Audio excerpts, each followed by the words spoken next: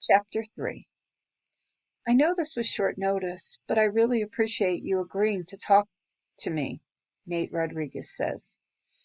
Let me be clear, Mr. Rodriguez. Nate, please call me Nate.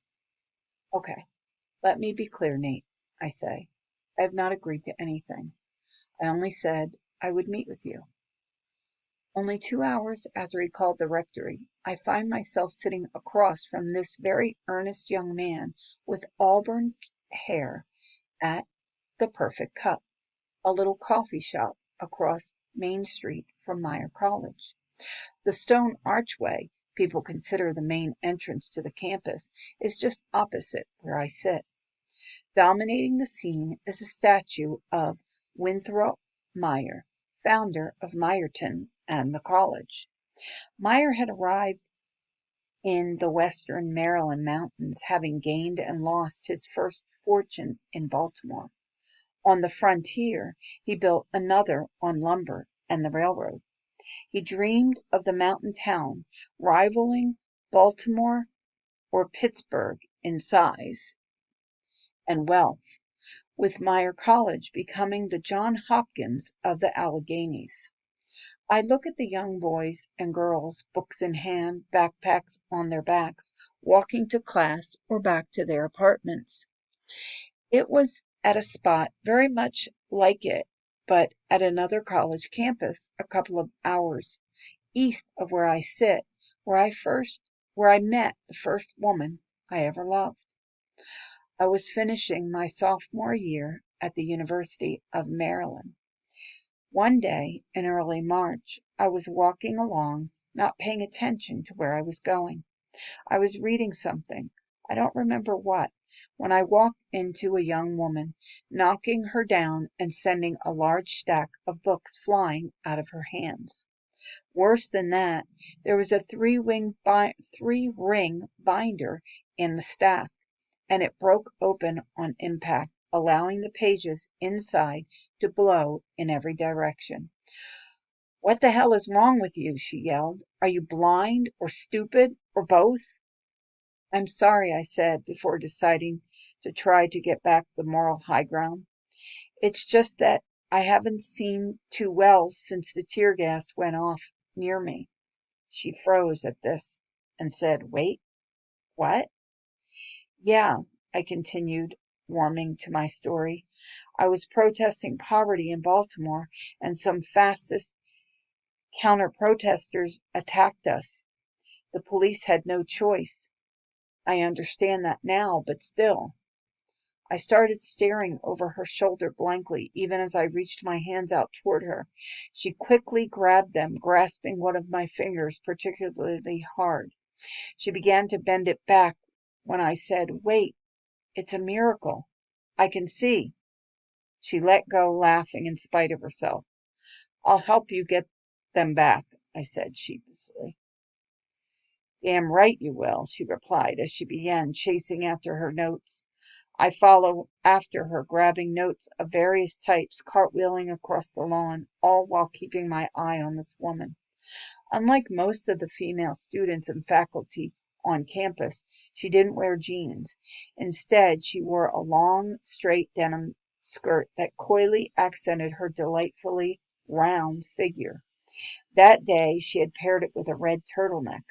Her black curly hair was pinned up, and a few stray curls framed her soft face. But it was her eyes that caught my attention. They were like no eyes I'd ever seen before, blue sapphires floating in shining bowls of white. We managed to get the papers gathered up. As I handed her my stack, I said lamely, "I hope they're okay." She didn't take any time to look at them, but instead just shoved them into the space between the binder's covers. "I'm sure they are," she said over her shoulder as she began to rush off.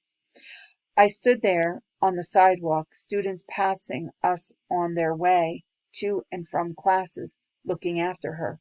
Then I called out, "Are you hungry?" She turned. "No, but I'm late," she yelled back, then hurried on to wherever she was going before we collided. This was the last I heard of her until the following fall, when I found myself comfortably seated in a class that had just started when she rushed in. If anything, she was ever more beautiful than she had been in the spring. The next class, I got to the room early, took a seat near the door, and placed my backpack on the seat beside me. When she arrived late, I was ready. When she arrived late again, I was ready. The rest was, or more precisely, should have been, history. It took me 2 weeks to work up my courage, but I finally asked her to lunch. We wound up at Marlowe's, a restaurant in a small Victorian house not far from campus. She had the Cobb salad. I had the tomato bisque and four cheese grilled cheese. We were engaged 6 months later and parted ways a couple of years after that. I never saw her again. They say you never forget your first love, and for all that I loved my wife dearly and would give anything to have her back. No, you don't forget.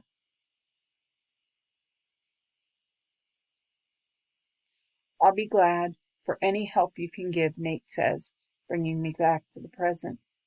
Let's just slow down a bit, I replied. Sure, okay. I stir my coffee. So you make documentaries? Yes, that's right. Anything I might have heard of? He shakes his head. No, nothing. Well, actually, I've only done a few small projects for my classes at Meyer, so this is the first big project I've worked on. I see, I replied. You went to Meyer? Uh-huh. Graduated 2 or 3 years ago. Got my degree in journalism. Are you working for Meyerton Gazette? Well, not exactly. He takes a drink of his coffee. I actually work here. Here, I repeat, at the Perfect Cup. He shrugs. Whatever my uncle tells me to do. Wait tables, bus tables, barista. Listen, Father, can we get on with this? I only got 30 minutes for lunch. I wonder even more what I'm doing here. Let me see if I understand correctly, I say. Your project is to investigate? Okay, well, investigate is probably too strong a word.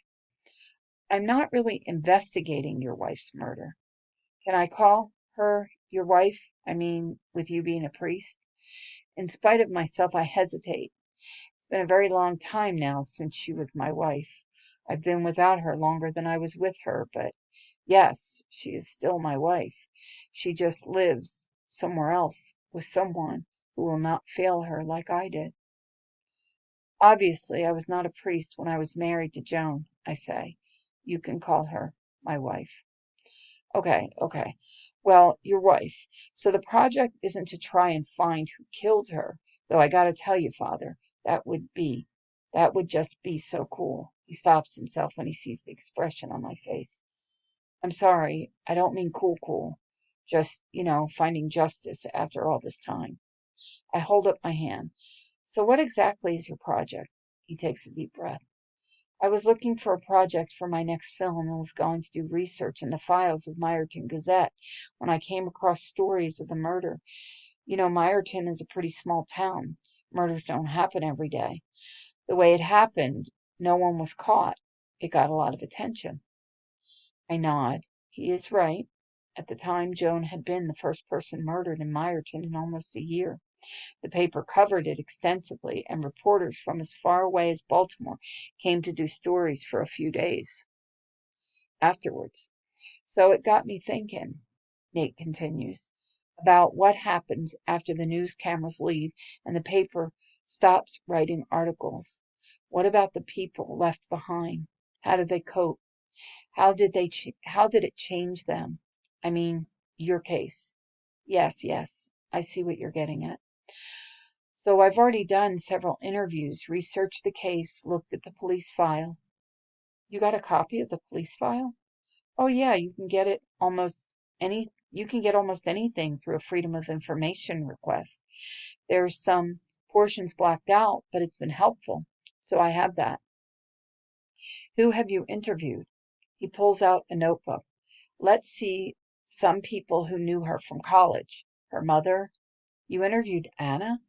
I wonder why she hasn't given me a heads up about this guy. Yeah, Mrs. Luckold was great, very helpful, gave me some great pictures and videos to use. He looks through his notes. The owner of the gallery up the street, the Painted Lotus, did an interview. Bethany Grable's still in town? She was a friend and colleague of Joan's from Meyer's Fine Arts Department. Yes, she gave me all sorts of insight about who she was. One name is conspicuously absent. Did you interview Chloe Archman? Nate sighs. No, she refused to talk to me. Really? Did she say why? No, he shakes his head. She just said she doesn't want to talk to anyone about Joan Greer. I find that very odd. They were best friends, after all, practically inseparable. Chloe was Joan's matron of honor at our wedding, like John was my best man. If Anna would agree to participate, why wouldn't Chloe? And if Chloe didn't, why should I? I take a sip of my coffee. I've let it get cold. Putting my mug down, I say, Nate, I wish I could help you, but... Oh, please, he says, looking at me anxiously. Don't say but. Look, I've done a lot of work. It's good. I mean, I think it's good, but there's a big hole in it. That's why I was so glad when Mrs. Luckold called and told me you were back in town. Anna told you I was back in town? Yes, and I'm so glad. I've tried to track you down, but after you left Meyerton, you kind of disappeared for a while. Yes, I wanted it that way. So then you came back here, and I thought, wow, just in time. He's exactly what I need to really finish this. The victim's husband, the man whose arms she died in. The night is a blur. Joan lying in my arms, gasping.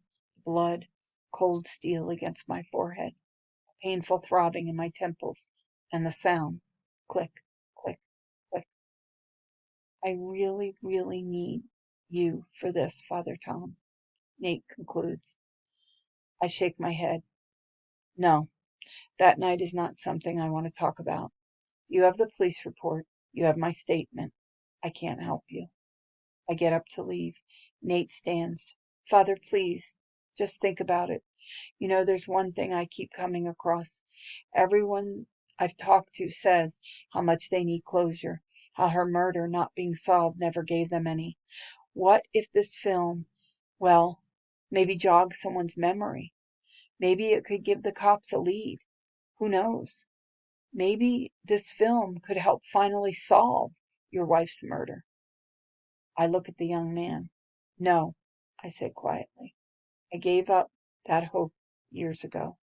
Her murder will never be solved, and her murderer will never see justice in this life. Are you so certain of that? Yes, I am, I say. I have to get back to St. Clair's now. Good luck with your project. Father, he says as he stands up, just think about it. If you change your mind, please call me. I look at him and nod. Okay, if I change my mind, but I'm not going to. Walking back to the parish, I call Anna. When she answers, I say, I just spoke to Nate Rodriguez. Oh, he got in touch with you? Yes. Why didn't you tell me about him? Why didn't you tell me he interviewed you? Because if I had, you probably wouldn't have spoken to him. I would have appreciated a heads up. I'm sure you would have. So why didn't you give me one? Because you wouldn't have talked to him. I'm not sure what Anna is trying to do with this circular argument, so I decide to go forward. Well, what does it matter? I heard him out, but I'm not going to talk to him.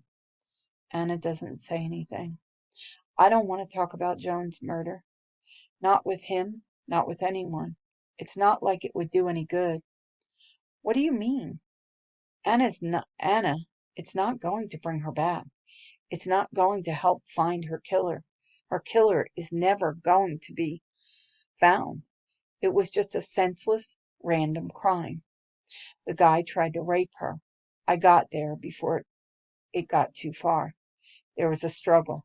The gun went off. Joan was shot. Then she died. That's it. There's no need to shout, Tom. I stop. I've forgotten where I am. I don't realize I've been yelling into the phone. I look around, but no one seems to have taken notice. Surprising, considering you don't see a priest yelling into a phone every day. I never knew there was a struggle, Anna says. Huh? You said there was a struggle. I never knew that. Yeah, I say, there was a struggle. I thought I told you that. You never told me anything about that night. Oh, I'm sure I have. No, not a word. The police told me Joan was killed. They didn't say anything about a struggle, and I always thought you two were together when she was attacked. I hesitate before answering, and when I do, I don't answer her question. Everything happened so fast. I was in shock. Listen, I don't really want to talk about this right now. Okay, Anna says. I hear resignation in her voice. By the way, she says, Bethany Grable called me today. She heard you were back. Nate said he interviewed her about Joan. Really? I didn't know that. Anyway, she still has Joan's things. What things? You know, her art stuff. Joan had a studio there, remember? How can I remember something I didn't know about? If Joan had a studio at Bethany's, this is the first I'm hearing about it. Instead of saying this, I say, why didn't she give it to you in all these years? She tried. I told her you'd be back. For 15 years? I can be very persuasive because she loved Joan. I'll give her a call. Thanks. How about coming to dinner on Wednesday?